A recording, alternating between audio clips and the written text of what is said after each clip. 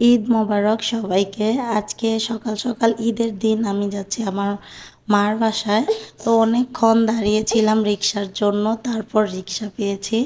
বাসায় এসে এখানে ফালাক নাচানাচি করতেছিল গান চালিয়ে।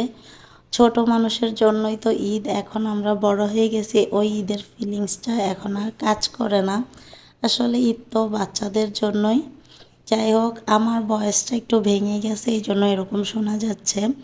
আর আমার হচ্ছে ব্লগ করতে আমি একদমই ভুলে যাই। আমাদের প্রায় সবার খাওয়া দাওয়া শেষ, লাস্টে এসে আমি ব্লগ করতেছি। এইখানে আমার মা রান্না করছিল গরুর মাংস, তারপর করছিল রোস্ট, এখানে ছিল পোলাও। তো আমি খাওয়া দাওয়া শেষ করে আসছিলাম ব্লগ করতে, তাই প্রায় শেষের দিকে। এখানে ছিল ফালাকের বিকালের নাস্তা, আর আমি বসে বসে খাচ্ছিলাম একটু পায়েস। খাওয়া দাওয়া শেষ করে আমি আমার টিকটকের জন্য কিছু ট্রান্সলেশন ভিডিও মেক করতেছিলাম।